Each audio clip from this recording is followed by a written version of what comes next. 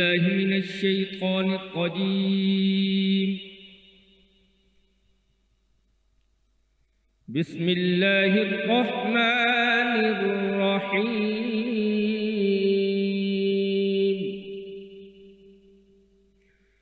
فمن حاجك فيه من بعد ما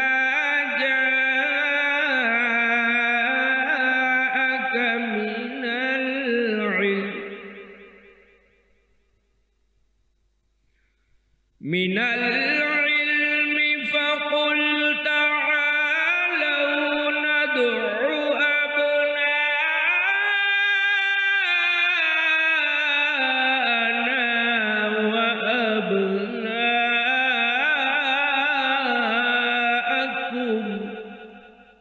وأبناءكم وأنفسنا وأنفسكم ثم نبتهل فنجعل لعنة الله على الكاذبين.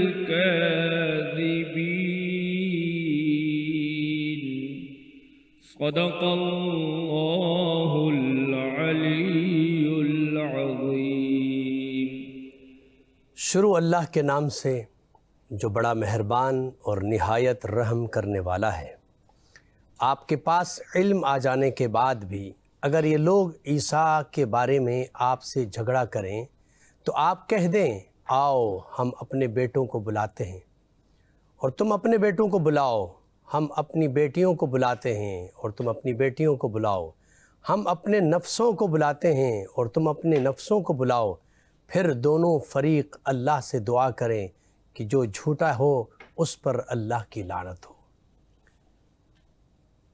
بسم اللہ الرحمن الرحیم وبہ نستعین وہو خیر ناصر و معین۔ لاکھوں کروڑوں درود و سلام ہو سید الانبیاء رحمۃ للعالمین خاتم النبیین محمد مصطفیٰ صلی اللہ علیہ وآلہ وسلم پر، ان کی آل پاک پر، اصحاب منتجبین پر۔ ناظرین کرام، پروگرام مرحبا سحری ٹرانسمیشن میں آپ کا میزبان ڈاکٹر سید مظفر حسین رضوی آپ کی خدمت میں حاضر ہے۔ میری جانب سے آپ تمام محترم ناظرین کی خدمت میں السلام علیکم ورحمۃ اللہ وبرکاتہ۔ ناظرین کرام، یہ ایام شہادت امیر المؤمنین علی بن ابی طالب علیہ السلام کے عنوان سے شاعر نے بہت خوب کہا کہ کثیرہ میسر نشد این سعادت بکعبہ ولادت با مسجد شہادت۔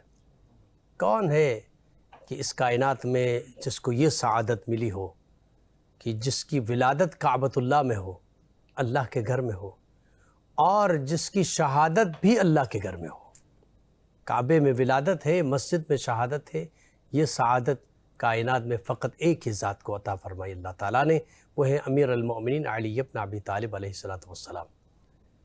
لاکھوں سلام ہو امیر المؤمنین کی بارگاہ میں کہ اس ذات مقدس نے کس طرح اسلام کی ترویج و تبلیغ میں نہ صرف اپنی قربانی پیش کی بلکہ آپ کی اولاد نے جو قربانیاں اسلام کی بقا کے لیے پیش کی وہ دنیا کے سامنے روز روشن کی طرح یہاں ہیں۔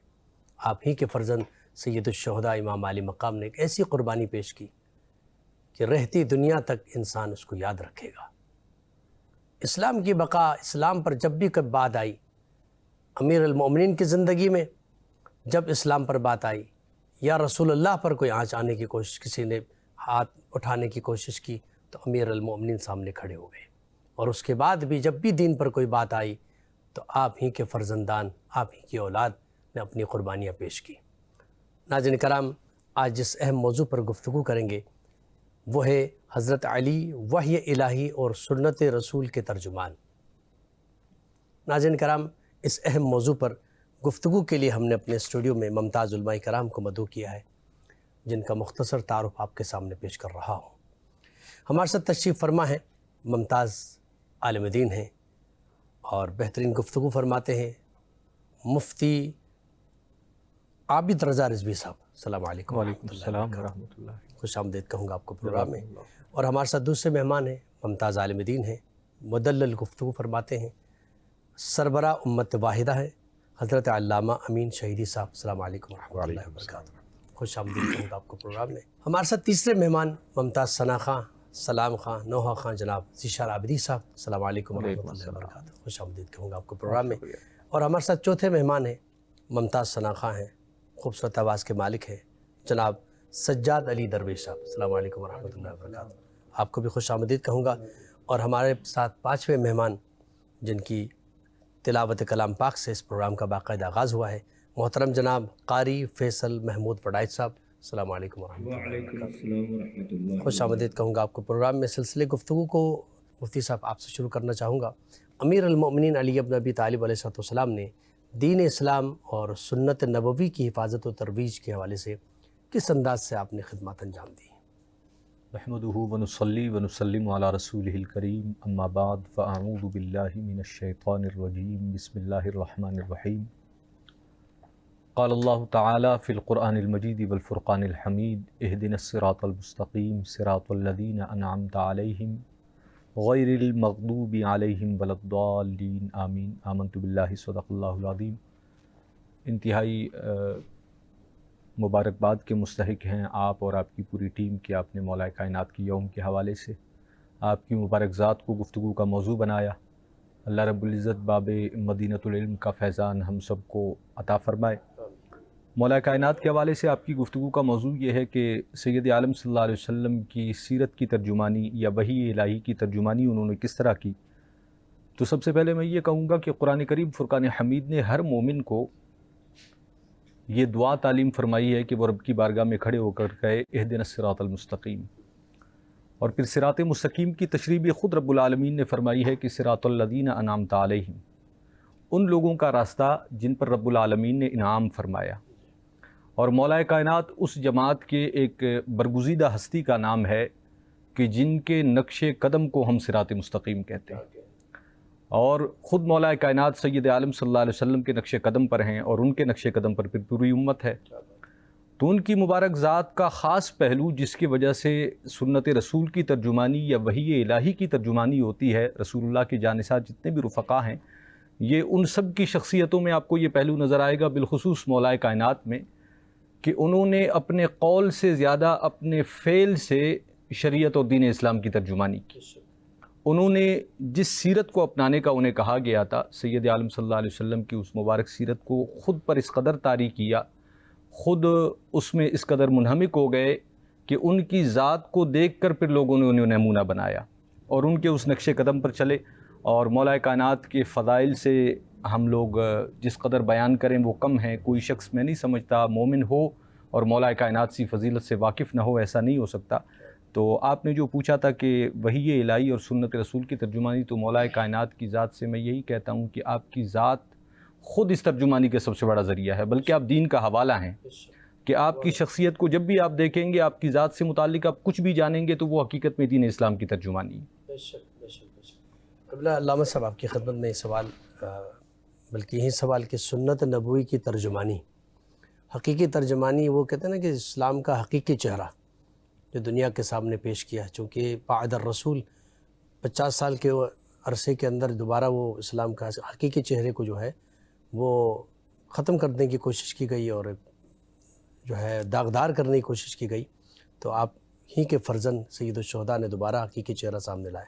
تو حقیقی جو ترجمانی امیر المومنین نے سنت نبوی کی یا وحی الہی کی ہے، اس حوالے سے ناظرین کی خدمت میں پیش کیجیے۔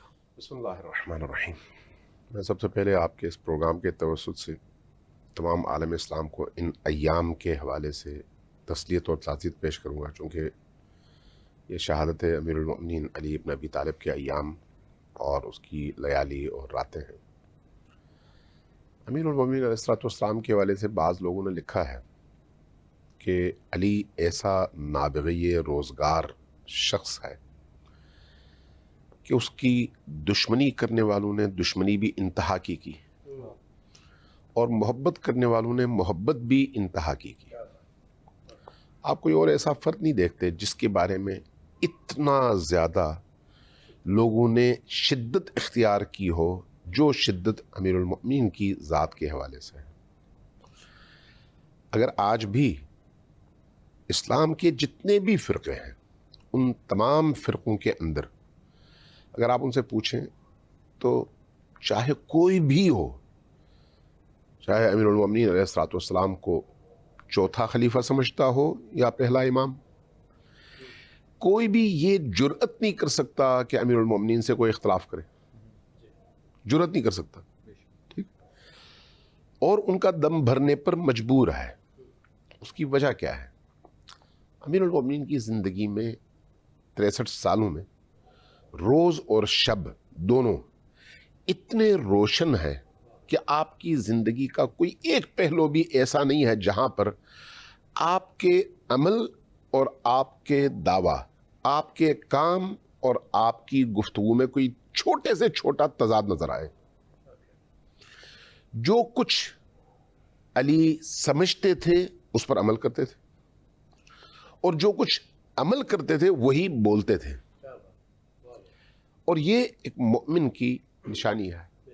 اور نبی کریم کے کلام میں خود علی مومن نہیں ہے بلکہ امیر المؤمنین ہے، اور صاحب ایمان ہی نہیں ہے بلکہ کل ایمان ہے۔ اس لیے امیر المؤمنین سے جو محبت کرتا ہے اسی کو کہا جاتا ہے کہ یہ کامیاب ہے۔ اور یہ اس طرح کی احادیث ایک نہیں، دو نہیں، تین نہیں، تواتر سے ایسی احادیث موجود ہیں، اور شیعہ اور سنی دونوں کی کتابوں میں موجود ہیں۔ جس شخصیت کی زندگی نبی کریم کے ساتھ ایسے گزری ہو کہ شکم مادر سے زمین پر تشریف لاتے ہوئے بھی اللہ نے ان کے لیے زمین کعبہ اور جوف کعبہ کا انتخاب کیا ہو، اور 3 دن اپنا مہمان بنایا ہو، اور اس ماں کو اس اپنے گھر میں دعوت دیتے ہوئے معمول کے خلاف جا کر دیواروں کو ہٹا کر دروازہ بنایا ہو، اور واپس نکلنے کے لیے بھی دوبارہ دروازے کو کھولنے کی نہیں بلکہ دیوار کو توڑ کر یا الگ کر کے دوبارہ اسی طرح سے اس خاتون کو باہر نکلنے کا راستہ دیا ہو، اور جب وہ باہر آئے تو اس وقت ان کی آنکھیں بند ہوں، اور پہلی دفعہ جب یہ بچہ آنکھ کھولے تو تب کھولے جب آغوش رسالت میں آئے، تاکہ پہلی نگاہ جو پڑے وہ جمال محمد صلی اللہ علیہ وآلہ وسلم پر پڑے۔ یہ سارے کا سارا اہتمام کس کی طرف سے ہے؟ اللہ کی طرف سے، یہ اللہ کی طرف سے ہے۔ اسی طرح جس طرح سے حضرت عیسیٰ مسیح علیہ السلام بن بیاہی ماں کے ذریعے سے اللہ کے حکم پر وجود میں آتے ہیں، اور جب زمین پر قدم رکھتے ہیں اور لوگ اس پاکیزہ ماں پر انگلیاں اٹھاتے ہیں تو وہ ماں، اس کو حکم ملتا ہے، کہا جائے کہ اس بچے سے پوچھو بھی، اور بچہ اس وقت بولتا ہے اور اللہ کے حکم سے بولتا ہے اور کہتا ہے کیا کہ انی عبداللہ آتانی الکتاب وجعلنی نبیہ، میں اللہ کا بندہ ہوں، اللہ نے مجھے کتاب دے کر بھیجا ہے اور مجھے نبی بنایا ہے۔ کب؟ شکم مادر سے باہر آ کے۔ جہاں جس اللہ نے حضرت عیسیٰ کو یہ کمال عطا کیا وہی اللہ علی کا بھی ہے۔ لہذا علی کی پیدائش سے لے کر شہادت تک اللہ تبارک و تعالی نے اس ہستی کو وہ مواقع فراہم کیے اور وہ کمال کی صفات عطا کی کہ اگر نبی کے بعد نبی کے دین کی حفاظت کوئی کر سکتا تھا تو اس ہستی کے علاوہ کوئی اور اس اہل تھا ہی نہیں۔ سبحان اللہ، سبحان اللہ۔ آپ کے ساتھیوں کی کوئی کمی نہیں ہے، اصحاب کی کوئی کمی نہیں ہے، لیکن اگر آپ ان 86 غزوات کو دیکھیں تو ان غزوات کا میدان ہو یا پھر علم کا میدان، جہاں پر لوگوں کو آپ نے علم اور دانش سے آراستہ کر کے اللہ کے دین سے روشناس کرانا ہے، وہاں پر علی کے بغیر کوئی فتوحات ممکن نہیں ہے، اور یہاں پر علی کے بغیر نبی کے علم کا دروازہ کھلنا ممکن نہیں ہے۔ تو جو ہستی اس لیول پر ہو اس کی زندگی کا ہر ورق نبی کی سنت کی حفاظت کا ضامن ہے۔ سبحان اللہ سبحان اللہ۔ اس گفتگو کو مزید کنٹینیو کرتے ہیں۔ ناظرین کرام چلتے ہیں بریک کی جانب، بریک کے بعد آپ کی خدمت میں حاضر ہوتے ہیں، ہمارے ساتھ رہیے۔ محترم ناظرین کرام، ایک بار پھر مرحبا سحری ٹرانسمیشن میں آپ کا خیر مقدم ہے۔ آج جس اہم موضوع پر گفتگو ہے وہ ہے حضرت علی وحی الہی اور سنت رسول کے ترجمان۔ بریک سے پہلے قبلہ علامہ امین شہیدی صاحب نے جس انداز میں بیان فرمایا کہ واقعاً امیر المومنین کی زندگی اور ان کا دنیا میں آنا جس طرح اللہ رب العزت نے اہتمام فرمایا، وہ واقعاً ان کی ذات کا منفرد ہونے کی نشانی ہے، وہ علامت ہے کہ اللہ نے بہترین اہتمام فرمایا کہ کس انداز میں ان کو دنیا میں بھیجا اور پھر پوری زندگی ہمارے سامنے ان کی ہے۔ سلسلے گفتگو کو آگے بڑھاتے ہیں، مفتی صاحب کی خدمت میں سوال رکھنا چاہوں گا۔ مولا کائنات امیر المومنین علیہ السلام فتح مکہ کے وقت آپ کی کیا ذمہ داری تھی؟ رسول اللہ صلی اللہ علیہ وسلم نے آپ کو کیا ذمہ داریاں دی فتح مکہ کے وقت؟ کیا آپ نے عمل انجام دیا؟ مولا کائنات سیدنا علی المرتضیٰ کرم اللہ وجہہ الکریم کی سیرت مبارکہ کا یہ اہم پہلو ہے کہ آپ نے جس طرح کہ علامہ صاحب نے فرمایا کہ پہلی دفعہ جب آنکھ کھولی تو سید عالم صلی اللہ علیہ وسلم کی مبارک زیارت کی، اور اس کے بعد آپ نے سید عالم صلی اللہ علیہ وسلم کے مبارک گھر میں ہی پرورش پائی، یعنی کچھ حصہ آپ کی مختصر زندگی کا ہے جب آپ والد کی تربیت میں رہے، پھر حضور کی زیر کفالت آئے، اور اپنی پوری زندگی حضور سید عالم صلی اللہ علیہ وسلم کے عمل مبارک کو، حضور کے قول و فعل کو اتنے قریب سے دیکھا اور اس کے سانچے میں اس قدر ڈھلے کہ پھر زندگی کا ہر گوشہ جو ہے وہ عمل رسول نظر آنے لگا۔ اور سید عالم صلی اللہ علیہ وسلم کا مولا کائنات کے بارے میں ایک فرمان احادیث طیبہ کے اندر جس کا مفہوم ہمیں ملتا ہے، سیدہ عائشہ صدیقہ رضی اللہ عنہ نے آپ سے سوال کیا گیا کہ سید عالم صلی اللہ علیہ وسلم کے نزدیک محبوب ترین ہستی خواتین میں کون ہے؟ تو سیدہ عائشہ نے جو ہے سیدہ خاتون جنت سیدۃ النساء العالمین کا نام لیا کہ وہ رسول اللہ صلی اللہ علیہ وسلم کے نزدیک سب سے زیادہ محبوب ترین ہستی ہیں۔ اور پھر مردوں میں جب پوچھا گیا تو آپ نے مولا کائنات سیدنا علی المرتضیٰ کرم اللہ وجہہ الکریم کا مبارک نام لیا کہ مردوں میں جو سید عالم صلی اللہ علیہ وسلم کو سب سے زیادہ محبوب ترین ہستی ہیں وہ مولا کائنات سیدنا علی المرتضیٰ کرم اللہ وجہہ الکریم ہیں۔ اور جب وہ حضور کے محبوب ہیں تو مومنین کے بھی یقیناً محبوب ہیں۔ اور میں یہ کہوں گا کہ مولا کائنات وہ مبارک ہستی ہیں کہ جن کی محبت کو اہل ایمان پر قرآن نے واجب قرار دے دیا ہے۔ قُلْ لَا أَسْأَلُكُمْ عَلَيْهِ أَجْرًا إِلَّا الْمَوَدَّةَ فِي الْقُرْبَى۔ اور ہمارے ہاں تو ایمان اور نفاق کے درمیان جو حد فاصل ہے، جو ممتاز کرتی ہے اہل ایمان کو اور منافقین کو، وہ مولا کائنات کی محبت۔ فتح مکہ کے موقع پر سیدنا علی المرتضیٰ کرم اللہ وجہہ الکریم کے ذمے جو خدمت آئی وہ بھی ان کی شان کو سب سے ممتاز کرتی ہے۔ سید عالم صلی اللہ علیہ وسلم جب فاتحانہ شان سے مکہ المکرمہ میں داخل ہوئے تو ایک عجیب سما تھا، لوگ گھبرائے ہوئے کہ آج ہمارے ساتھ کیا معاملہ ہوگا۔ ایک تو سید عالم صلی اللہ علیہ وسلم نے عام معافی کا اعلان فرمایا، سوائے ان چند لوگوں کے جو شاطم رسول تھے سبھی کو بخش دیا گیا، کسی سے کوئی مواخذہ نہیں کیا گیا۔ اس کے بعد سید عالم صلی اللہ علیہ وسلم جب صحن حرم میں پہنچے تو خانہ خدا جسے رب کی وحدانیت کے لیے سیدنا ابراہیم علیہ نبینا علیہ السلام نے تعمیر فرمایا تھا، اس وقت حالت یہ تھی کہ 360 کے قریب بت خانہ کعبہ میں موجود تھے۔ تو پھر سید عالم صلی اللہ علیہ وسلم کی جملہ صحابہ میں سے یہ اعزاز مولا کائنات کے حصے میں آیا۔ یہ اللہ اور اس کے رسول کا اختیار تھا۔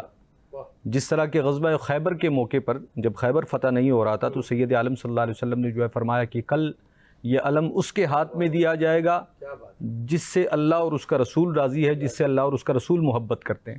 تو صحابہ اکرام فرماتے ہیں کہ سب کی یہ خواہش تھی کہ وہ نام ہمارا ہو، کل جس کا نام لیا جائے وہ میں ہوں۔ رات بڑی اضطراب کی کیفیت میں گزری، صبح سید عالم صلی اللہ علیہ وسلم نے جن کا نام لیا وہ مولا کائنات سیدنا علی المرتضیٰ کرم اللہ وجہہ الکریم تھے۔ تو اس موقع پر بھی سید عالم صلی اللہ علیہ وسلم نے فرمایا کہ اب خانہ کعبہ سے ان بتوں کی نجاست کو صاف کرنا ہے۔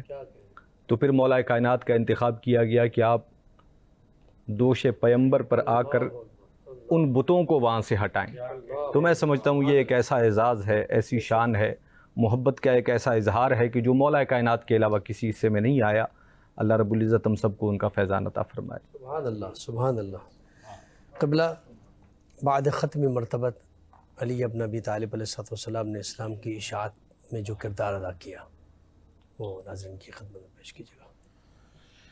دیکھیے یہ بڑا طویل ایک تاریخ ہے کہ امیر المؤمنین علیہ الصلوۃ والسلام نے نبی کریم کے بعد اپنی شہادت تک کس طرح کی زندگی گزاری اور کس طرح سے اسلام کی خدمت کی.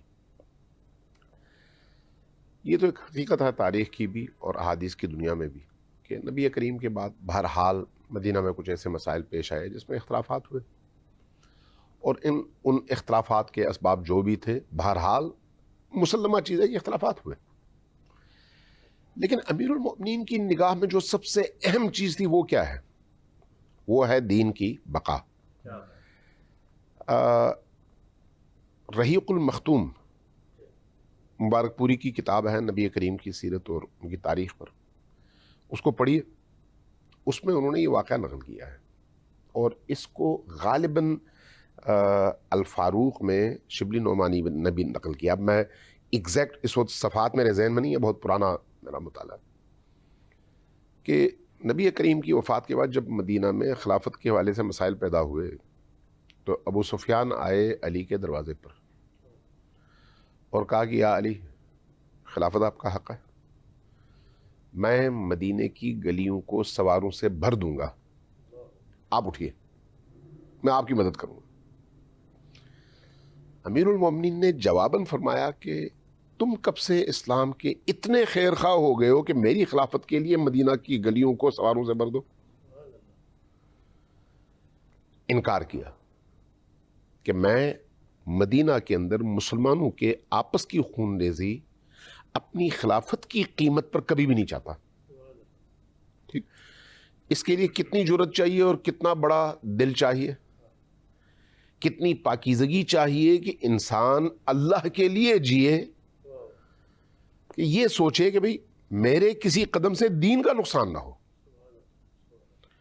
جب کچھ شخصیات کی طرف سے اعتراض ہوا کہ یا علی آپ خاموش کیوں ہیں، تو فرمایا کہ یہ جو مأذنے سے اشہد ان محمد الرسول اللہ کی اذان ہے، اگر میں اٹھوں تو یہ بند ہو جائے گی، جس کے لیے نبی کریم تشریف لائے. تو اس لیے ایسا کوئی قدم نہیں اٹھنا چاہیے جس سے اتنا بڑا نقصان ہو. باقی تمام نقصانات قابل برداشت ہیں لیکن اسلام کی قیمت پر کوئی نہیں. ٹھیک، یہ امیر المؤمنین کا عملی کردار ہے نبی کریم کی رحلت کے فوراً بعد. اس لیے ہم یہ دیکھتے ہیں کہ وہ علی جو نبی کریم کے دور نبوت میں اور دور دعوت میں 23 سال اور ہر جنگ میں میدان کے فاتح علی کے علاوہ کوئی نہیں تھے. یہ تو سب کو معلوم ہے نا. جب آپ خیبر کی جنگ میں 40 دنوں کے بعد علی کو پرچم دیتے ہیں اور یہ کہہ کر کے اب کوئی مرد نہیں ہے علی کے علاوہ، تو یہ بتاتا ہے نا کہ علی کون ہے. ٹھیک، 86 جنگوں میں اگر فتوحات ہیں تو وہ مین ہیرو ان فتوحات کے علی بن ابی طالب، چاہے وہ بدر ہو، احد ہو، خندق ہو، احزاب ہو، فتح مکہ ہو یا تبوک ہو یا باقی. وہی علی نبی کریم کے بعد 25 سال تک خاموش بیٹھے رہتے ہیں، کوئی مسئلہ نہیں. لڑنا آسان ہے، خاموش بیٹھے رہنا بہت مشکل ہے. لیکن علی نے ایسا کوئی کام نہیں کیا جس سے اسلام کو نقصان ہو. وہ کام کیا جس سے امت کے اندر تفریق پیدا نہ ہو اور جھگڑے پیدا نہ ہو، چاہے اس کے لیے وہ حق جو علی سمجھتے تھے میرا ہے قربان ہو جائے. یہ پریکٹیکل ہے نا، یہ نظر آتا ہے نا. وہی علی جب امت نے ان کو اپنا خلیفہ مقرر کیا، امت نے آ کر انہوں نے انکار بھی کیا، لیکن امت نے کہا آپ کے علاوہ کوئی اس معاشرے کو نجات نہیں دلا سکتا حضرت عثمان کے بعد. اب ایک ایسے موقع پر جب امت فتنوں کا شکار ہے اور لڑائی جھگڑے اپنے عروج پر ہیں اور ایسی شخصیت چاہیے جو سب کو جمع کر سکے. امیر المؤمنین کے جملے ہیں، فرماتے ہیں کہ چونکہ مجھ پر حجت ادا ہو گئی کہ میرے علاوہ کوئی اس منصب اور اس امت کو سنبھال نہیں سکتا، اس لیے میں قبول کر رہا ہوں، ورنہ میں قبول نہ کرتا. یہ کس چیز کی دلیل ہے؟ ایمان علی کی، دین کے درد کی، کہ یہ دین چونکہ میری میراث ہے، میں ہی اس کا محافظ ہوں، لہٰذا اس کی حفاظت کے لیے جو بھی کرنا پڑے وہ میں کروں گا، چاہے اپنی قربانی دینی پڑے، حق کی قربانی دینی پڑے، خاموش رہنا پڑے، لیکن امت کو جھگڑے سے بچاؤں گا، اختلاف سے بچاؤں گا، اور دین پر جہاں پر حملہ ہوگا وہاں پر اپنی اور اپنی پوری فیملی اور خاندان کی جانیں داؤ پر لگاؤں گا، لیکن دین پر آنچ نہیں آنے دوں گا۔ یہ علی کا کردار اس دین کی حفاظت کے لیے۔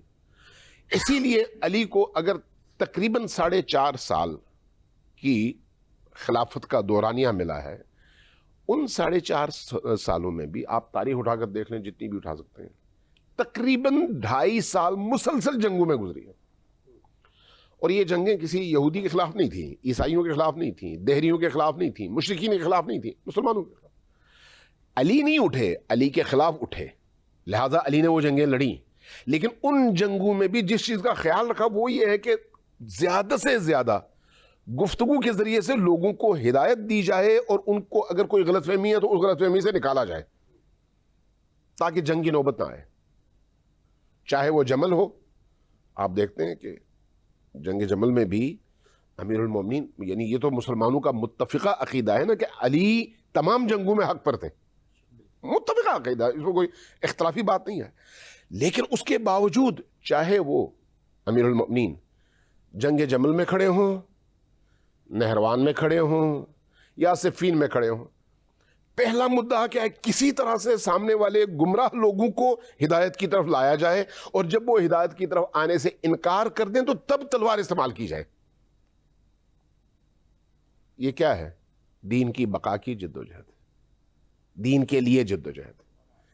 جس رات میں آج ہم ہیں، شہادت کی راتیں ہیں، جب ابن ملجم بھی آپ پر حملہ کرتا ہے، امیر المومنین کو معلوم ہے کہ اس حملے کے بعد کیا ہونا ہے، آپ کے سر پر جو ضرب پڑی ہے اس ضرب کی شدت کا آپ سے زیادہ کون اندازہ لگا سکتا ہے، لیکن اس شدید ترین درد کی کیفیت میں اگر وہ بولے ہیں تو 2 جملے بولے ہیں۔ ایک پہلا جملہ فزت برب الکعبہ، رب کعبہ کی قسم میں آج کامیاب ہو گیا اس لیے کہ میں اپنے محبوب تک پہنچ گیا، جو کائنات میں کوئی اور نہیں بول سکا پوری نسل انسانی کی تاریخ میں۔ اور دوسرا، یہ عبد الرحمن ابن ملجم ہے جس نے مجھ پر وار کیا، اس کو پکڑو۔ یہ کہنے کی ضرورت کیا تھی؟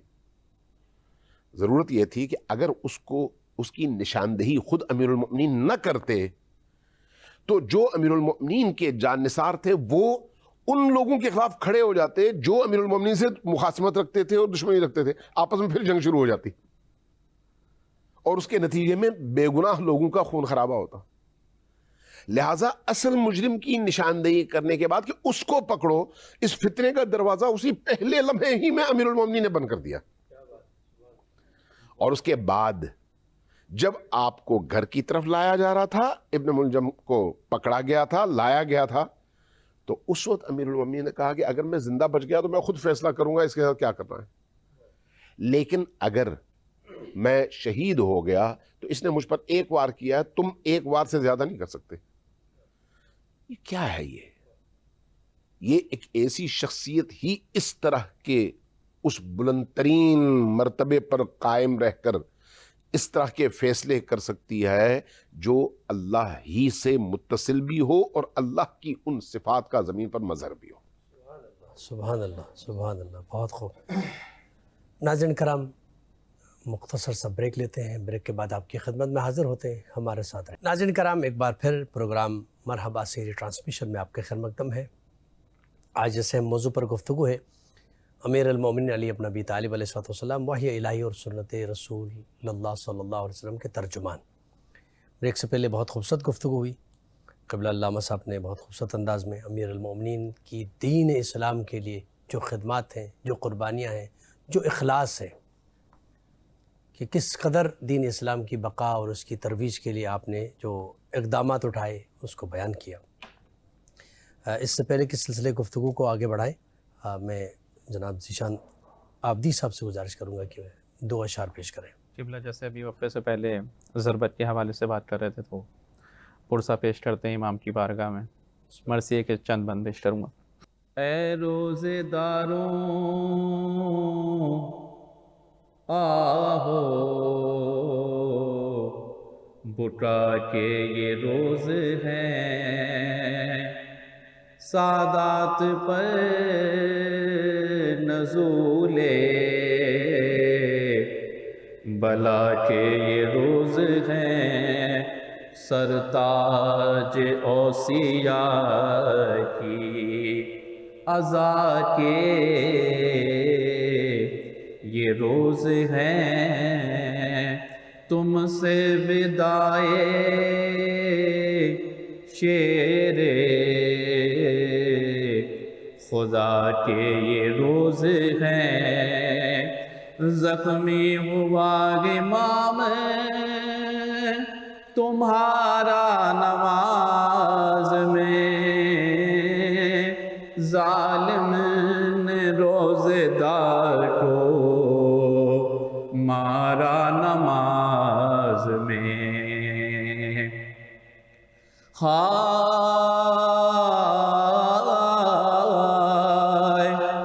ماہ مبارک رمضان اور خدا کا گھر تڑکا وہ نور کا وہ شب قدر کی سحر پیش خدا وہ سجدے میں شیر خدا کا سر اور ہاغ تیرے ظلم کی ضربت وہ فرق پر فوار خون کے زخم میں جبھی سے بہا کیے، سجدے میں آپ ربی الاعلیٰ کہا کیے۔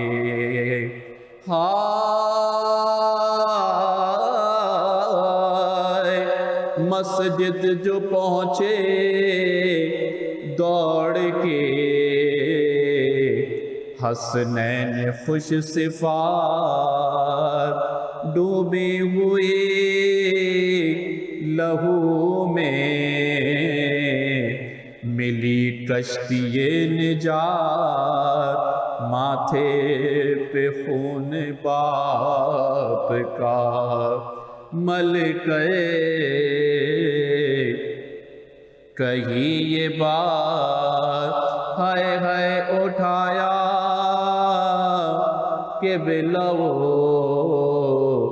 کعبہ پہ کس نے ہاتھ رلوایا، نانا جان کو دارالسلام میں بن باپ کا کیا ہمیں ماہ سیام میں۔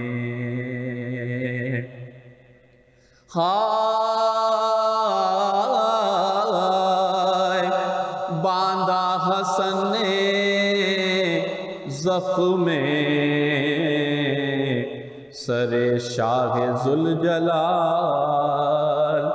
بولے علی کہ اور کسو درد ہے کمال، شبر نے جب کسا تو کیا پھر وہی مقال، پھر چست باندھ کر یہ پکارا وہ خوش خصال، اب درد کیسا اے اسد ذوالجلال ہے، اور ہاتھوں سے سر پکڑ کے کہا وہی حال ہے۔ جزاک اللہ اجرکم اللہ۔ مفتی صاحب، عدل و انصاف کا عنوان اور امیر المومنین ہے۔ اسلام دین عدل و انصاف ہے، اور اسلام کے ترجمان مولا کائنات سیدنا علی المرتضیٰ کرم اللہ وجہہ الکریم ہے۔ میں اس عنوان پر گفتگو سے پہلے چند ایک کلمات کہوں گا۔ انتہائی محترم ہیں علامہ صاحب، انہوں نے گفتگو کی مولا کائنات کی شان و عظمت کے حوالے سے۔ بے شک یہ بات ہمارے یہاں متفق علیہ ہے کہ جس کے دل میں ذرہ بر بھی مولا کے لیے بغض ہو وہ مومن نہیں ہو سکتا۔ لیکن چونکہ علامہ صاحب نے خود اس بات کو ذکر بھی فرمایا اور وہ پہلے سے اس سے واقف بھی ہیں کہ کچھ اختلافات ہمارے معاملات میں ہیں، ہمارے یہاں مولا کائنات کا مرتبہ اور ان کا درجہ خلافت کے اعتبار سے چوتھا ہے، اور وہ مولا المومنین ہیں، ہمارے امام ہیں۔ تو مولا کائنات کی شان و عظمت کے بیان کے لیے ہم ان کے وہ فضائل ضرور بیان کرتے ہیں، اور ہر مومن کا یہ حق ہے کہ وہ بطور شکر جو کچھ قرآن و سنت میں آیا اسے بیان کریں۔ لیکن ہم یہ نہیں سمجھتے کہ جب خلافت کا مسئلہ آیا تو مولا یہ سمجھتے تھے کہ میرا حق ہے، یا انہوں نے اس پر آواز نہیں اٹھائی۔ میرے ذہن میں ایک سامع کی حیثیت سے ایک سوال آیا کہ اگر خلافت مولا کا حق تھا اور اس وقت ان کے ساتھ کوئی نہیں تھا۔ اب میں اس بات کو کرنے میں بھی بڑا وہ محسوس کر رہا ہوں کہ ہم بیٹھے ہیں مولا کی شان بیان کرنے کے لیے، تو شان ہی بیان ہونی چاہیے، لیکن چونکہ میرے اوپر ایک ذمہ داری بھی ہے، تو مولا کا حق تھا تو پھر یعنی سید عالم صلی اللہ علیہ وسلم کی وہ تربیت جو حضور نے ایک جماعت تیار کی تھی وہ کہاں گئی کہ حق پر کھڑا رہنے والا کوئی نہ رہا۔ یہ بہرحال اہل سنت کا ایک موقف ہے کہ مولا کائنات کا درجہ خلافت کے اعتبار سے چوتھا ہے، اور مولا کی شان و عظمت ہے۔ عدل و انصاف مولا کائنات کا ایک خاص وصف یہ ہے کہ قضاء میں سید عالم صلی اللہ علیہ وسلم کے صحابہ کے اندر جسٹس میں مولا کائنات کا مقام و مرتبہ سب سے اوپر ہے۔ جس طرح کہ حضور نے مختلف صحابہ اکرام کی مختلف فضیلتیں بیان فرمائی ہیں، حضور نے ایک صحابی سے متعلق فرمایا کہ ان سے قرآن سیکھو۔ تو عدل کی جب بات آتی ہے تو مولا کائنات تمام صحابہ میں بلکہ خلفائے ثلاثہ کی مجلسوں میں بھی فیصلے مولا کائنات کی رائے اور مشورے کے مطابق ہوتے۔ بالکل، اور بلکہ واقعہ بھی ہے کہ ایک عورت کا واقعہ پیش آیا تو مولا کائنات نے اس سے متعلق فیصلہ فرمایا کہ انہیں اس وقت سزا نہیں دی جا سکتی کیونکہ یہ حاملہ ہیں، اور جب تک یہ مسئلہ حل نہیں ہوتا۔ تو پھر خلیفہ ثانی نے جو ہے اس پر فرمایا تھا کہ اگر علی نہ ہوتے تو ہلاکت ہوتی۔ تو مولا کائنات کا عدل بھی، اور عدل اسلام کا عدل ہے جس کی ترجمانی مولا کائنات نے کی، اور مولا کائنات کے عدل کے بڑے فیصلے آپ کو مل جائیں گے، اور اگر انہیں آج ہم اپنا لیں تو پھر معاشرے میں کسی طرح کی خرابی نہ رہے۔ قبلہ یقیناً جیسے مفتی صاحب نے بیان کیا کہ عدل و انصاف کے جو فیصلے خاص کر امیر المومنین کے، اور صحابہ کرام بھی اس حوالے سے سب کے جملے ہیں آپ کی عدالت کے عنوان سے اور آپ کے انصاف کے عنوان سے، خاص کر آپ کی حکومت میں یا آپ کی پوری زندگی میں عدالت اور انصاف کے حوالے سے کیا آپ کا کردار ہے، اور ہمارے خاص کر جیسے کہ مفتی صاحب نے فرمایا کہ اس سے آج کے ہمارے حکمران کیا سبق حاصل کریں؟ دیکھیے، امیر المومنین کے حوالے سے بعض دانشوروں نے ایک بڑا خوبصورت جملہ لکھا ہے۔ وہ کہتے ہیں کہ علی قتل بشدت عدلہ، امیر المومنین اگر شہید ہوئے تو اس شہادت کا سبب کیا ہے؟ آپ کے عدل میں شدید ہونا، چونکہ کمپرومائز نہیں کرتے تھے۔ یہ تو تمام مورخین اس کو تسلیم کرتے ہیں نا، تمام اہل دانش اس کو تسلیم کرتے ہیں کہ امیر المومنین خدا کے معاملے میں کبھی بھی کمپرومائز نہیں کرتے تھے۔ اپنے معاملے میں کمپرومائز کر جاتے، اپنا حق چھوڑ دیتے، اپنی ناراضگی چھوڑ دیتے، لیکن اللہ کی ناراضگی نہیں۔ اس لیے امیر المومنین کی زندگی میں جو کچھ بھی ہمیں نظر آتا ہے وہ ان کا عدل نظر آتا ہے، ان کا عدل۔ امیر المومنین علیہ الصلوۃ والسلام نے اپنی پوری زندگی جس چیز کو سب سے زیادہ ترجیح کے طور پر سامنے رکھا وہ عدل کا نفاذ ہے، اور اسی عدل کے نفاذ کے حوالے سے ہی انہوں نے اپنے زمانے میں ان خلفاء کی مدد کی جو آپ کی موجودگی میں خلافت کی مسند پر تشریف فرما تھے اور امور چلا رہے تھے۔ جہاں دیکھا کہ ضرورت ہے واپس نبی کریم کی سیرت کی طرف متوجہ کرنے کی، وہاں پر آپ نے یہ کام کیا،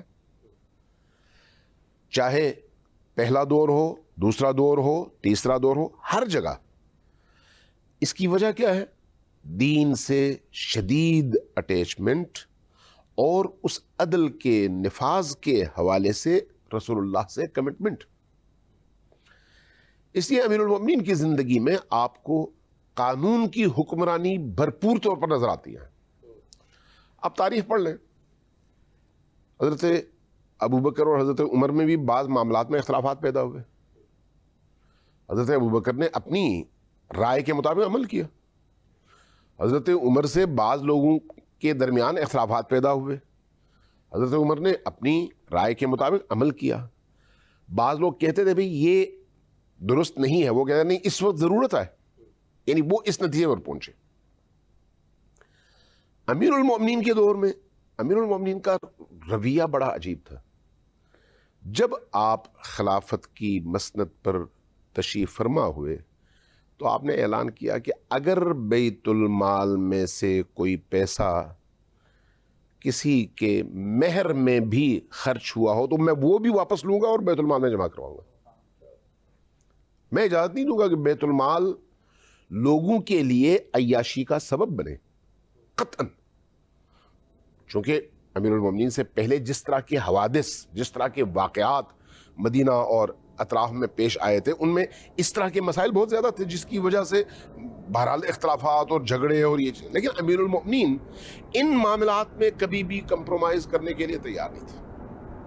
یہی وجہ ہے کہ امیر المومنین کے پاس جب ان کے اپنے بھائی عقیل آئے، نابینا تھے، آئے اور اپنی ضرورت بیان کی اور عرض کیا کہ چونکہ میں عیال وار ہوں، میرے بچے زیادہ ہیں، میری اپنی حالت یہ ہے، مجھے مدد کی ضرورت ہے، تو سب سے پہلے تو آپ نے بیت المال کا چراغ بجھایا، اس کے بعد وہ سلاخیں گرم کیں اور اس کے بعد کہا کہ یہ سلاخیں ذرا پکڑ لو۔ کہا کہ یا امیر المومنین میں آپ سے اپنے مدد کے لیے مانگنے کے لیے اور آپ مجھے جلانا چاہتے ہیں۔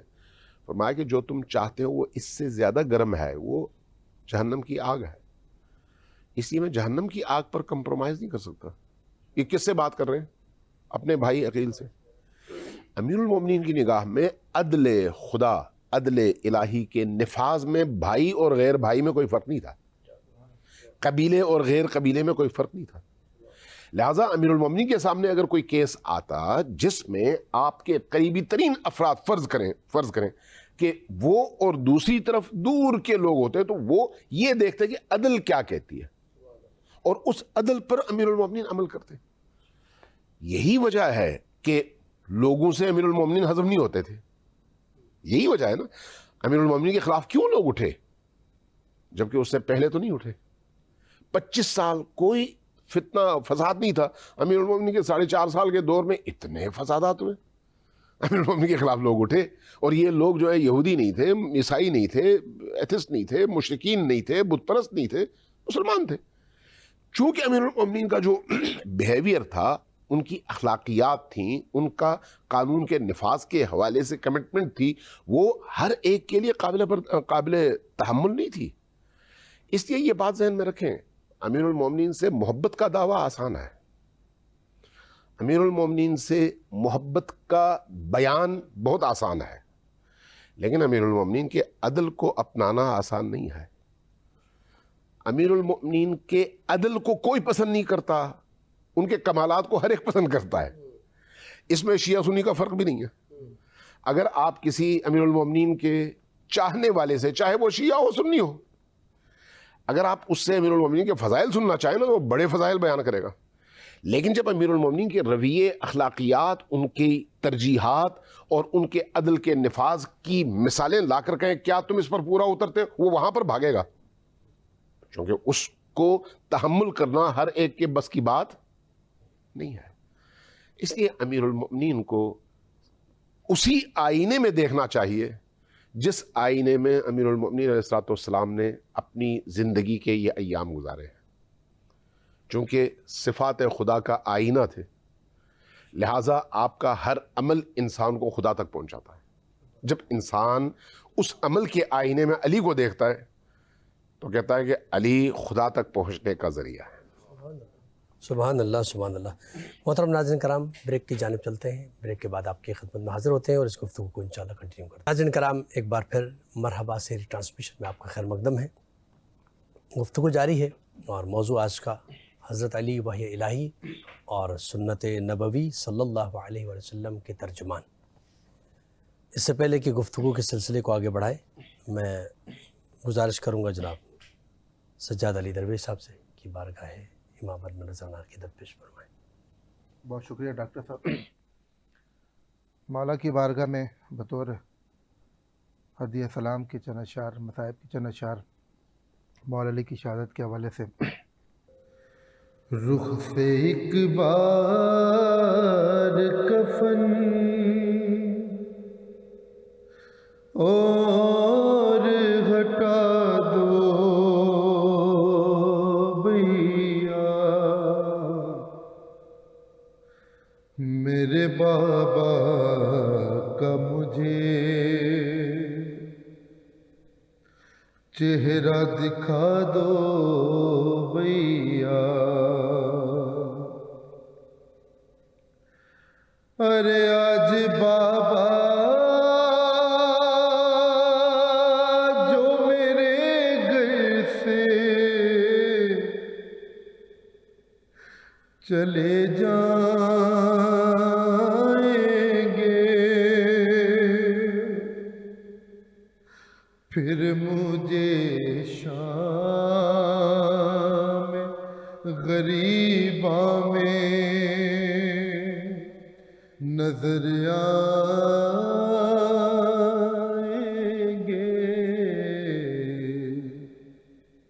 ہر اتنے دن کیسے گزاروں گی بتا دو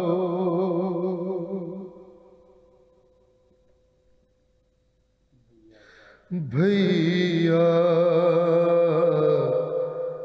میرے بابا کا مجھے چہرہ دکھا دو بھیا۔ قیامت کا مصرع ہے، سنیے گا۔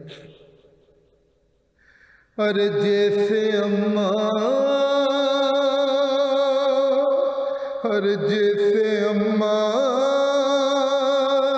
کی رضا میں تھی، شفا نانا کی، ارے کیا یہ ممکن ہے کہ اٹھ جائے میرے بابا بھی، ارے میری چادر، ارے میری چادر میرے بابا کو اڑا دو بھیا، ارے میری چادر میرے بابا کو اڑا دو بھیا، میرے بابا کا مجھے چہرہ دکھا دو بھیا، اور غم میں بابا کے تڑپتی ہے، ذرا دیکھو تو، ارے دور بیٹھا ہے بلا لو میرے غازی کو، ارے پاس کچھ دیر تو بابا کے بٹھا دو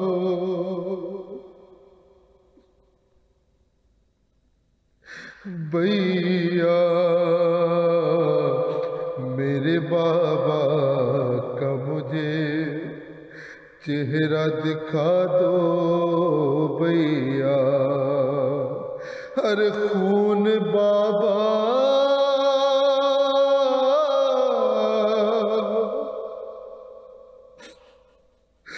ارے خون بابا کی جبی سے وہ گرا تھا جس پہ ارے اپنے بابا کی نشانی میں بنا لوں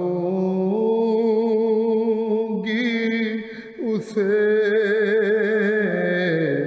ارے میرے بابا ارے میرے بابا کا مسلح مجھے لا دو بھیا میرے بابا کا مجھے چہرہ دکھا دو بھیا. شاعر رب جناب ذیشان عابدی صاحب کا لکھا کلام مولا ان کی توفیقات میں اضافہ فرمائے. مقطع سنے گا. ارے گھر سے جاتا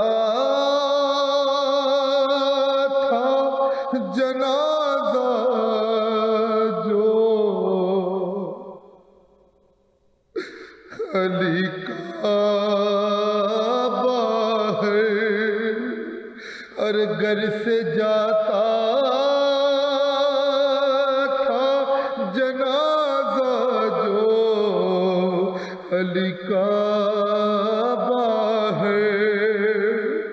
ارے بیٹیاں کہتی تھس ذیشانو رضا رو رو کے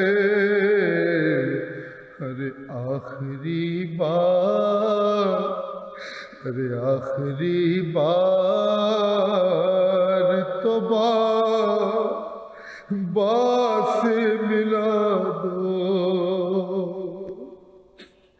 بھیا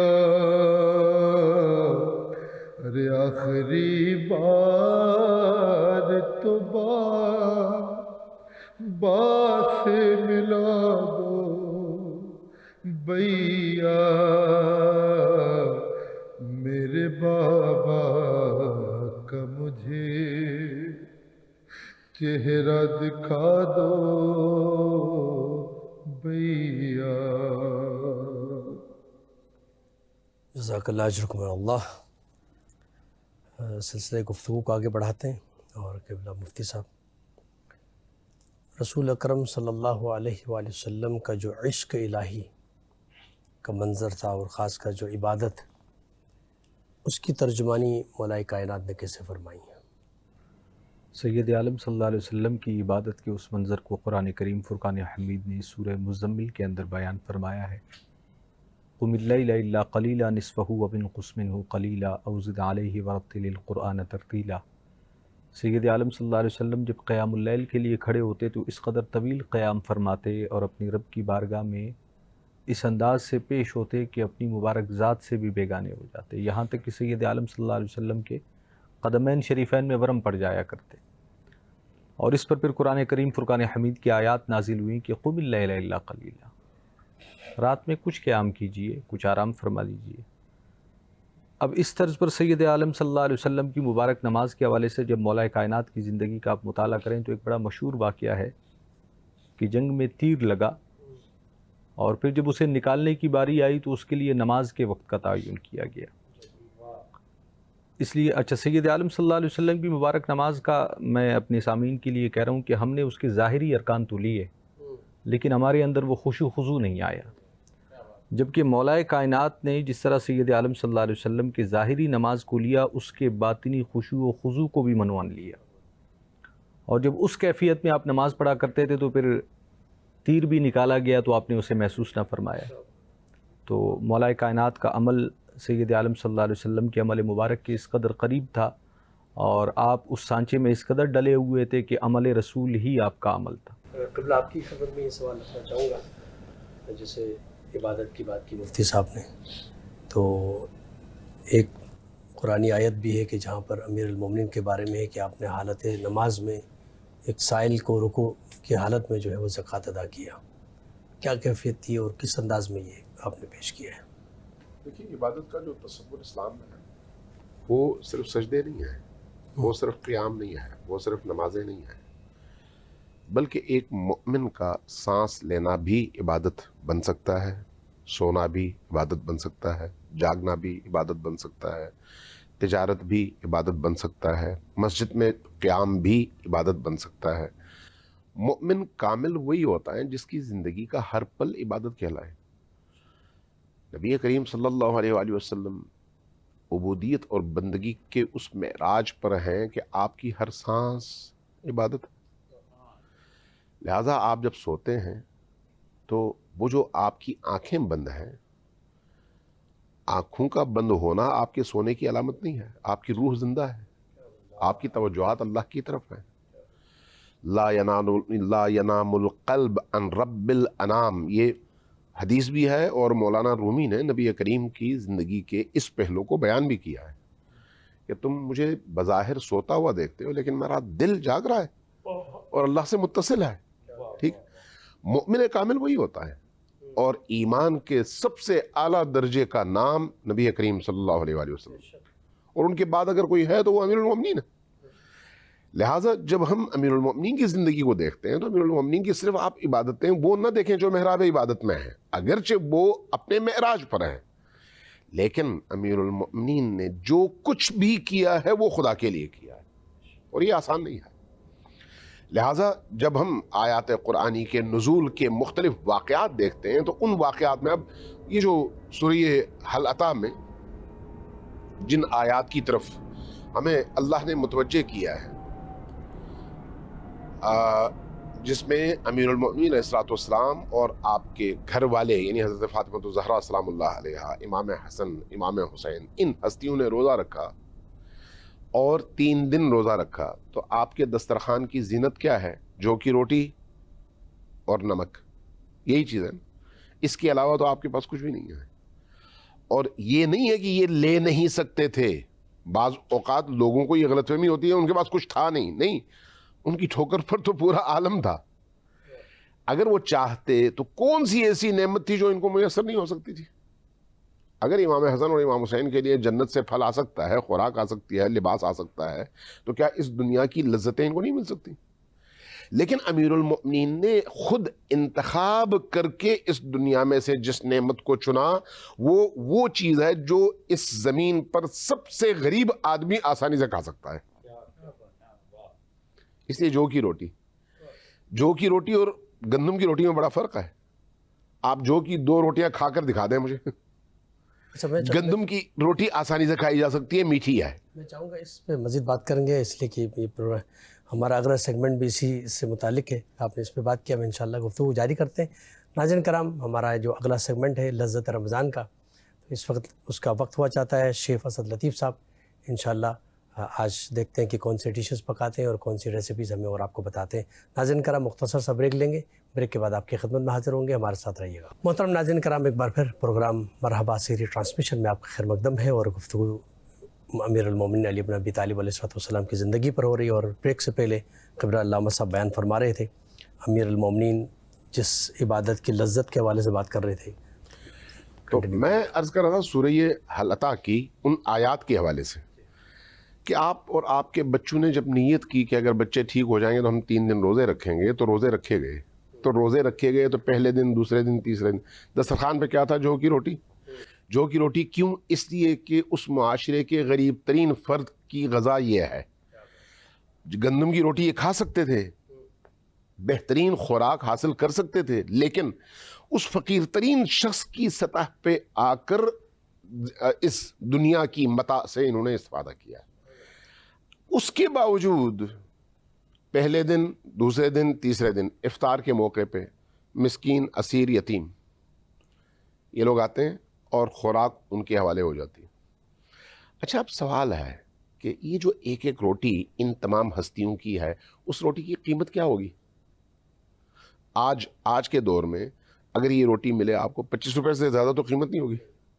آپ 25 روپے کسی فقیر کو دینا وہ نہیں لیتا ہے، 100 रुपये देंगे तो वो ज़रा मुंह बना के लेता है, कहता है ये इसमें क्या आएगा। ठीक, सवाल यह है कि अमीरुल मोमिनीन के इस दिए हुए खुराक या इस घराने की दी हुई इस रोटी में वो कौन सी ऐसी चीज़ थी जिसकी वजह से मुसलसल आयात नाजिल हुई।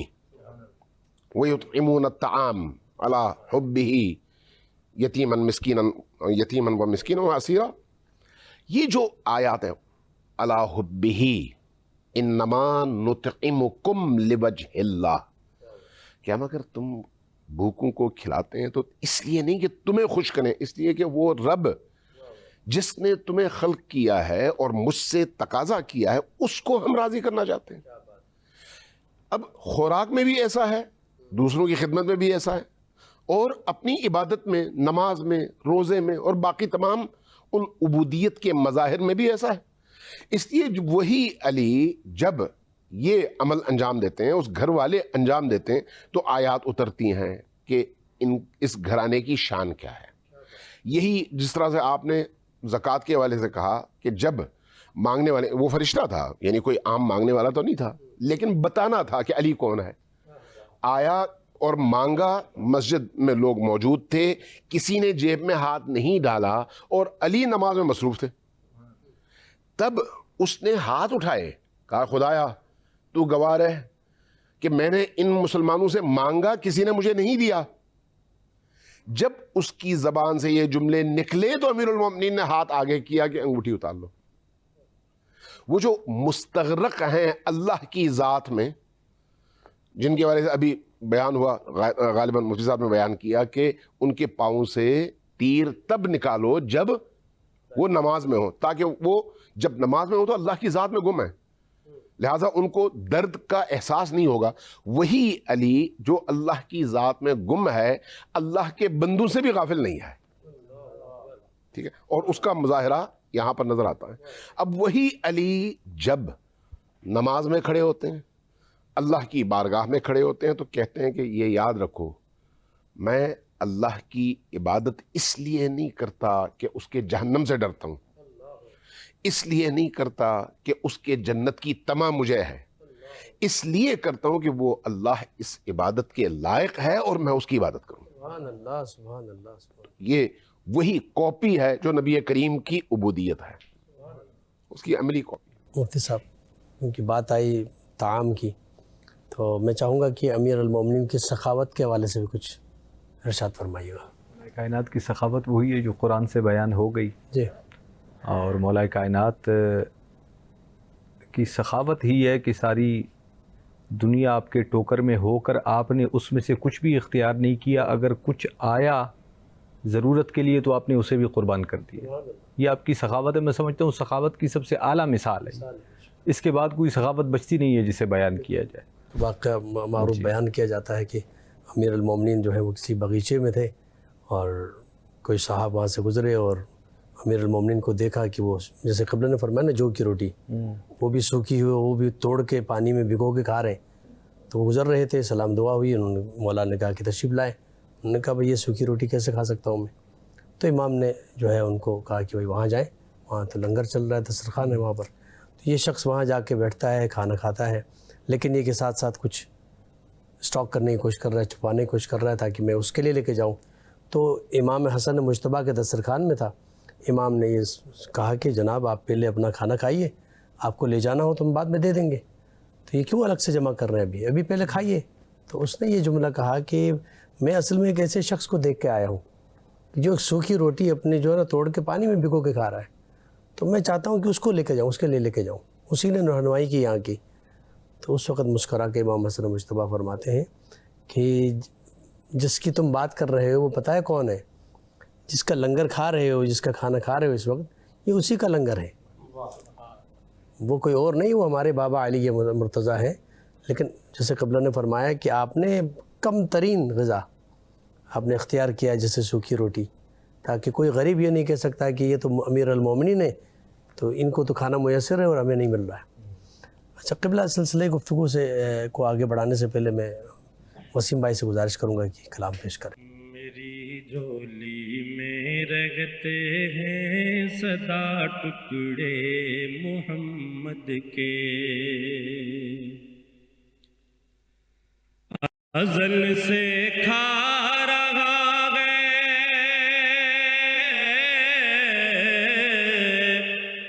अज़ल से खा रहा है ये गदा टुकड़े मोहम्मद के, टुकड़े मोहम्मद के।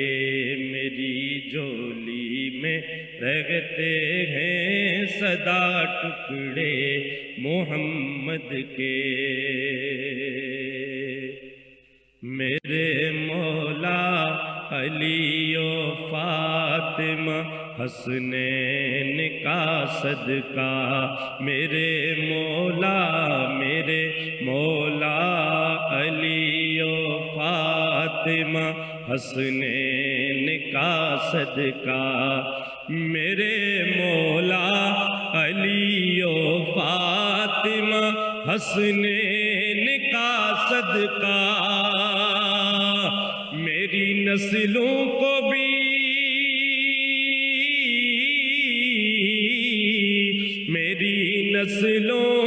भी करना अता टुकड़े मोहम्मद के, टुकड़े मोहम्मद के। मेरी झोली में रहते हैं सदा टुकड़े मोहम्मद के। हैं शहरे इल्म खुद आका अली हैं उसका दरवाज़ा, है शहरे इल्म खुद आका अली है उसका दरवाज़ा। तू दरवाजे से आ,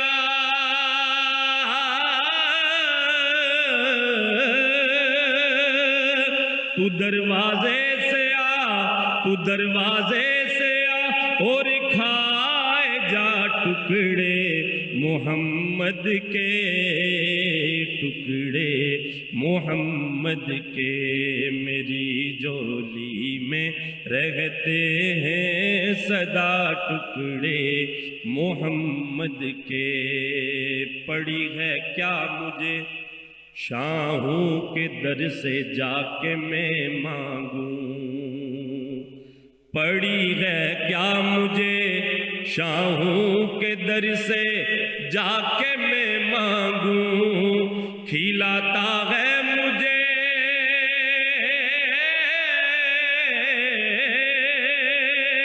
खिलाता है मुझे मेरा खुदा टुकड़े मोहम्मद के, टुकड़े मोहम्मद के।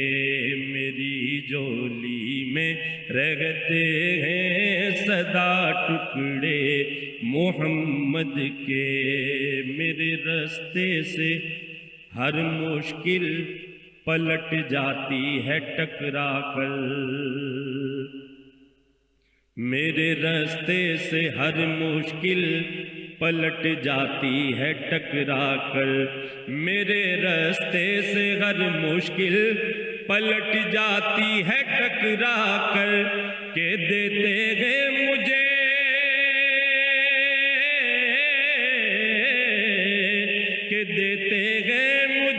मुश्किल कुशा टुकड़े मोहम्मद के, टुकड़े मोहम्मद के। मेरा दामन कभी अल्ताफ खाली रह नहीं सकता, मेरा दामन कभी अल्ताफ खाली रह नहीं सकता, मेरा दामन कभी अल्ताफ खाली रह नहीं सकता। कि देते हैं मुझे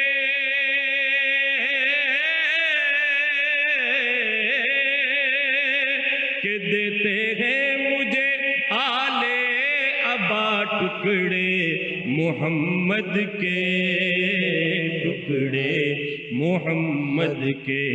अज़ल से खा रहा है ये गदा टुकड़े मोहम्मद के, टुकड़े टुकड़े मोहम्मद के, तू दरवाजे से आ और खाए जा टुकड़े मोहम्मद के, टुकड़े मोहम्मद के। जज़ाकल्लाह। नाज़रीन कराम, चलते हैं एक ब्रेक की जानिब और ब्रेक के बाद आपकी खिदमत में हाजिर होते हैं, हमारे साथ रहिएगा। नाज़रीन कराम, एक बार फिर मरहबा सीरी ट्रांसमिशन में आपके खैर मकदम है और आज अमीर अल-मोमिनीन अली इब्न अबी तालिब अलैहिस्सलाम की ज़िंदगी पर ख़ासकर वही इलाही और सुन्नत रसूल सल्लल्लाहु अलैहि वसल्लम की तर्जुमानी के अनवान से गुफ्तगू हो रही है।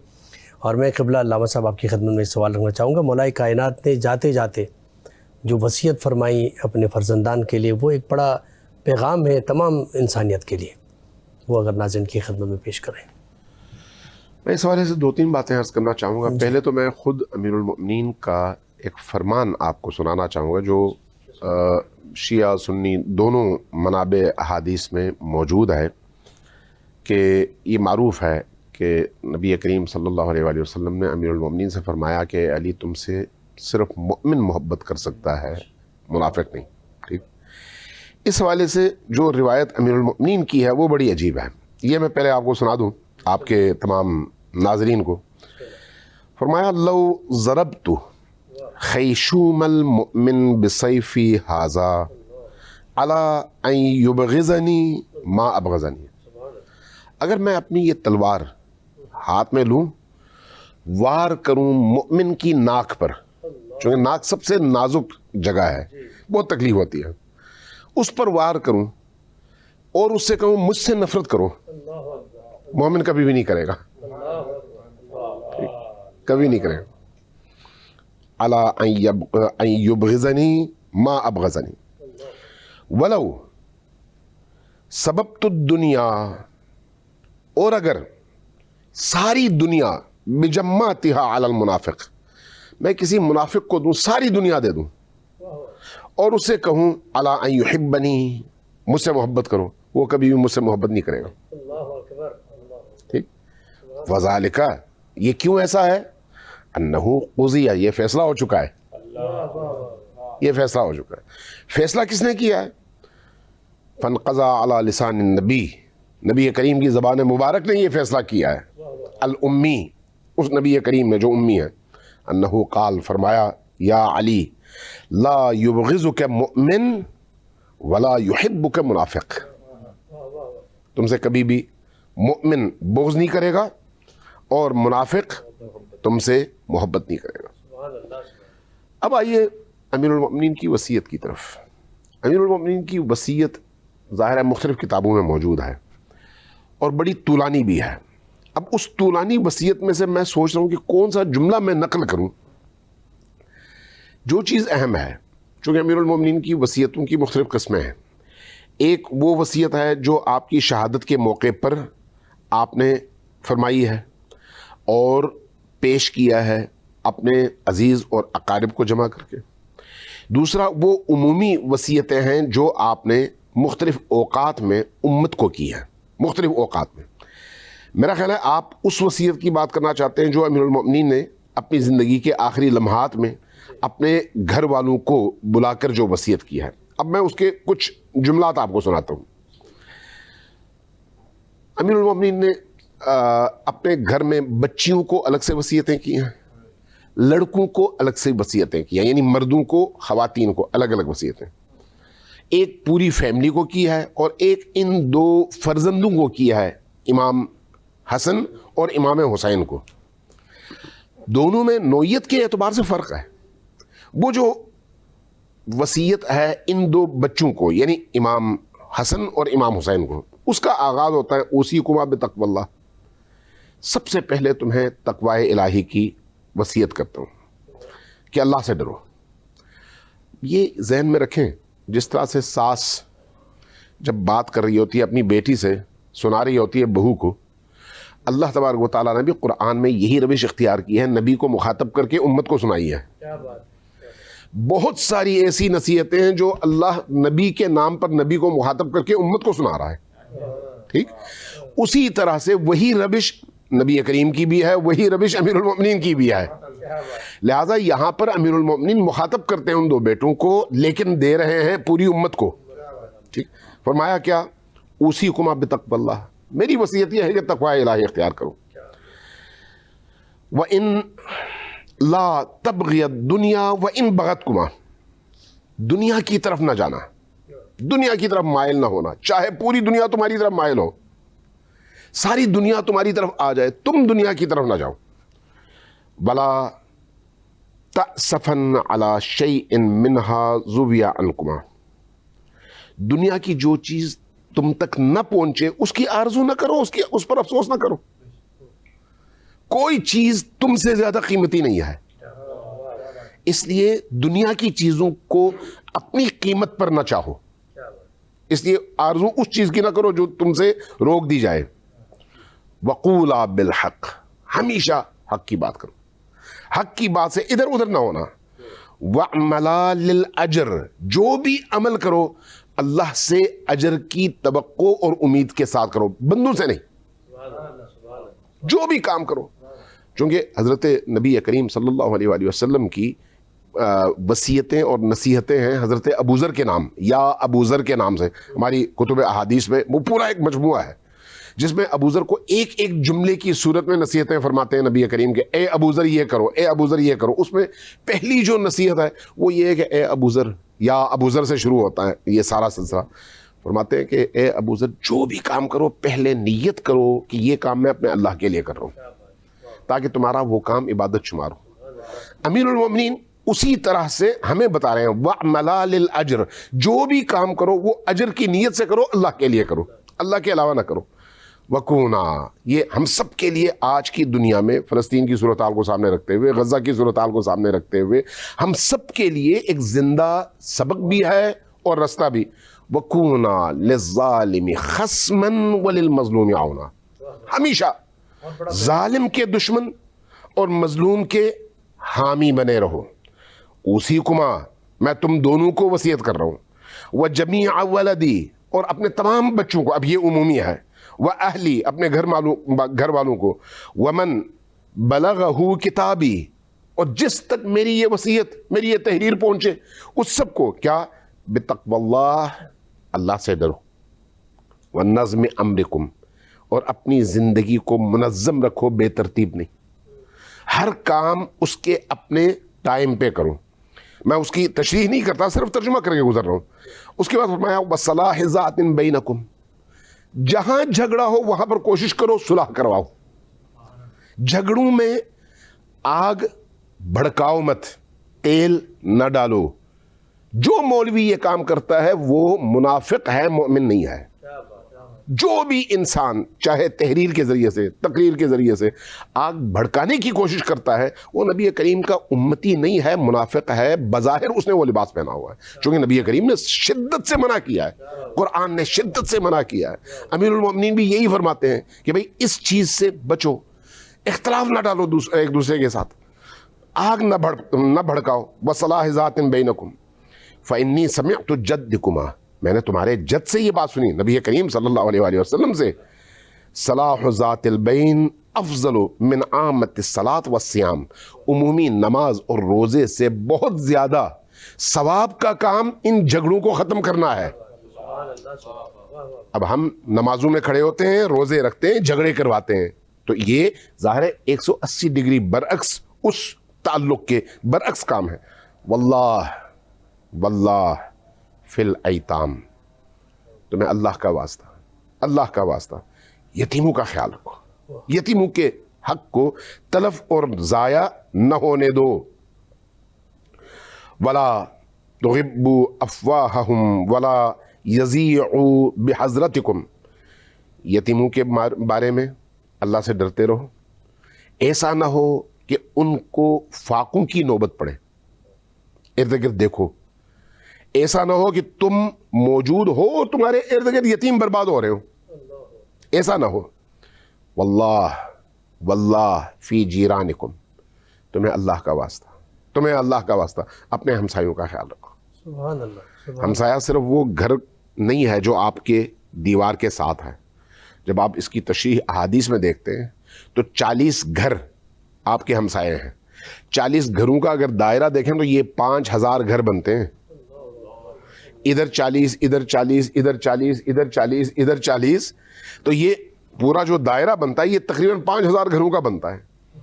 وہ سب آپ کے ہمسائے ہیں, ان کے حقوق کا خیال رکھیں. واللہ واللہ فی جیرانکم فإنہم وصیت نبیکم, یہ جو ہمسایوں کا خیال رکھنا ہے یہ تمہارے نبی کی وصیت ہے. ما زال یوصی بہم حتی ظننا انہ سیورثہم, ہم تو یہ سمجھ رہے تھے کہ اس وصیت میں اتنی طاقت ہے کہ کہیں ان کو ہماری میراث میں بھی شامل نہ کیا جائے. اتنا ہمسایوں کے حوالے سے ہمیں کہا گیا ہے. واللہ اللہ فی القرآن, تو میں خدا کا واسطہ قرآن پر توجہ دو, قرآن پڑھو, قرآن سمجھو, قرآن پر عمل کرو.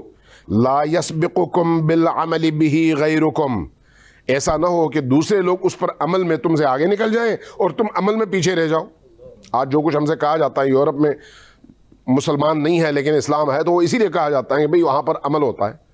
اگر اس پر 1000 آپ اعتراضات کر سکتے ہیں, لیکن لوگوں کا ایک ذہن بنا ہوا ہے. یہ قرآن پر عمل کا مطلب کیا ہے؟ اپنی خواہشات کا گلا گھونٹنا اور دوسروں کا خیال رکھنا, دوسروں کو دکھ اور درد سے بچانا, چاہے خود اس کے لیے مشکلات کا شکار ہو جائے انسان. قرآن پر عمل, یہ امیر المؤمنین کی وہ وصیت ہے جس پر بہت زیادہ تاکید کی کہ قرآن کو اپنی زندگی کا اوڑھنا بچھونا بنا لو. اسی طرح سے فرمایا کہ واللہ اللہ فی الصلاۃ, اپنی نمازوں کی حفاظت کرو. تو میں اس کی میں وصیت کرتا ہوں فإنہا عمود دینکم, تمہارا دین اگر کھڑا ہے تو نماز کی بنیاد پر, نماز نہیں ہے تو دین نہیں ہے. واللہ واللہ فی بیت ربکم, اللہ کے گھر کو بچاؤ, اس کو آباد رکھو, ایسا نہ ہو کہ وہ خالی ہو جائے. لا تخلوہ ما بقیتم, جیتے جی اس کو خالی نہیں چھوڑنا, اس کو کبھی بھی خالی نہ ہونے دینا. فإنہ ان ترک لم تناظروا, اگر یہ خالی ہو جائے تو پھر اللہ کے عذاب کے لیے تیار ہو جاؤ. اللہ کے گھر کو بچاؤ. واللہ واللہ فی الجہاد باموالکم وانفسکم والسنتکم فی سبیل اللہ, اللہ کی راہ میں جہاد کس ذریعے سے؟ سب سے پہلے مال کے ذریعے سے. سب سے پہلے مال کے لیے نہیں, مال دے کر, مال کما کر نہیں, مال دے کر. باموالکم, اپنے اموال کے ذریعے سے, دوسروں کی جیبیں خالی کر کے نہیں. وانفسکم, اپنی جانیں دے کر, دوسروں کے بچوں کو مروا کر نہیں, اپنی جانیں دے کر. والسنتکم, اپنی زبان سے, یعنی جہاں مال کی ضرورت ہے وہاں پر مال سے جہاد کرو, جہاں جان دینے کی ضرورت ہے وہاں پر جان دے کر دین کو بچاؤ, اور جہاں پر بول کر بچا سکتے ہو وہاں پر بول کر اللہ کے دین کو بچاؤ. فی سبیل اللہ. وعلیکم بالتواصل والتبازل وإیاکم والتدابر والتقاطع, تم پر لازم ہے ایک دوسرے سے میل جول رکھو, ایک دوسرے کی مدد کرو, ایک دوسرے سے قطع تعلق کبھی نہیں کرنا. اس کا عقیدہ یہ ہے, اس عقیدہ یہ ہے, وہ یہ کرتا ہے, یہ کرتا ہے. یہ چیزیں توڑتی ہیں, جوڑتی نہیں ہیں. رسول اللہ جوڑنے کے لیے آئے ہیں, اہل البیت جوڑنے کے لیے آئے ہیں. لا تترکوا الامر بالمعروف والنہی عن المنکر, دین کے بنیادی ترین اراکین میں سے ہیں. کبھی ایسا نہ ہو کہ امر بالمعروف ترک کر دو, نہی عن المنکر ترک کر دو. کیوں؟ اس لیے کہ امر بالمعروف اور نہی عن المنکر کی وجہ سے دین زندہ رہتا ہے. اگر یہ ختم ہو جائے تو پھر بے دین ترین لوگ غالب آ جاتے ہیں. فرمایا لا تترکوا الامر بالمعروف والنہی عن المنکر فیولی علیکم شرارکم, اگر ایسا نہ ہو تو پھر تمہارے معاشرے کے شریر, بدماش, بد کردار, کرپٹ, بے ایمان, اہل نفاق لوگ غالب ہوں گے, اور جو مسلمان مومن اور نمازی پرہیزگار ہیں وہ روتے رہیں گے کہ ہم پر کس طرح کے لوگ مسلط ہوئے ہیں, جو آج آپ کو پاکستان میں نظر آ رہا ہے. ٹھیک ہے, یہ حدیث ہے. فرمایا کہ ثم تدعون فلا یستجاب لہم, اور جب ایسا ہو جائے پھر تم رات دن دعائیں مانگتے رہنا, تمہاری دعائیں قبول نہیں ہوں گی. اس لیے اگر چاہتے ہو کہ ایسے لوگوں سے تمہارا معاشرہ آزاد رہے تو امر بالمعروف کرو, نہی عن المنکر کرو, تاکہ بروں کو آنے کا موقع ہی نہ ملے. یا بنی عبد المطلب لا الفینکم تخوضون دماء المسلمین خوضا تقولون قتل امیر المؤمنین، اے عبد المطلب کے فرزندوں، کہیں ایسا نہ ہو کہ تم یہ کہہ کر کے امیر المؤمنین قتل ہو گئے، نعرے لگاتے ہوئے مسلمانوں کے درمیان جاؤ اور ان کے خون سے ہولی کھیلنے لگو، جیسے ہوا مختلف معاشروں میں، مختلف ادوار میں. ایسا نہ ہو. مجھے جس نے مارا ہے صرف وہی مجرم ہے، باقی لوگ نہیں ہے، جس کی طرف میں نے پہلے بھی اشارہ کیا تھا. الا لا تقتلن بی الا قاتلی، میرے قاتل کے علاوہ کسی اور کو تم نے سزا نہیں دینی. انظروا اذا انامت من ضربته هذه فضربوه ضربة بضربة، یہ دیکھ لو جب یہ بندہ گرفتار ہو جائے تو اس کو ایک بار کی جگہ ایک ہی بار کرنا، اس سے زیادہ نہیں. امیر المؤمنین عدل کی اس انتہا پر کہاں پر ہے؟ اس وقت جب جان آفرین کے سپرد کر رہے ہیں. اگر آپ امیر المؤمنین کی وصیتوں کو جمع کریں تو خود یہ وصیتیں ایک معاشرے کو زندہ کرنے کا سبب ہیں. سبحان اللہ، سبحان اللہ، سبحان اللہ. بہت بہترین یقیناً الفاظ جو ہیں مولا کائنات کے وصیت کے وہ کمال ہیں، اس میں کوئی شک نہیں.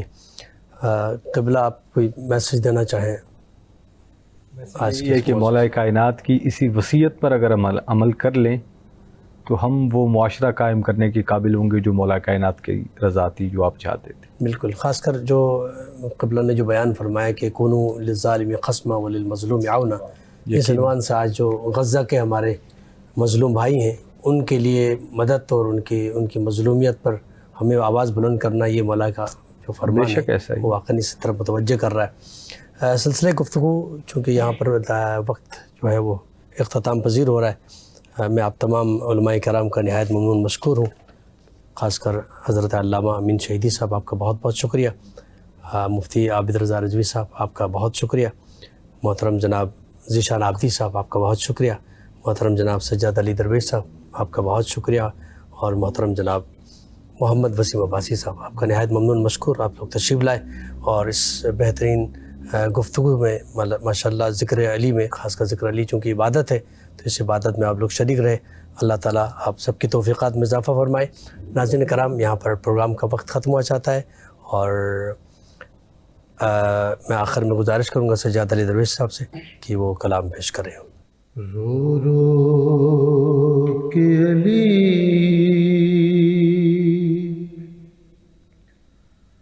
کیوں لیتے ہیں زینب کا نام مسلح پہ،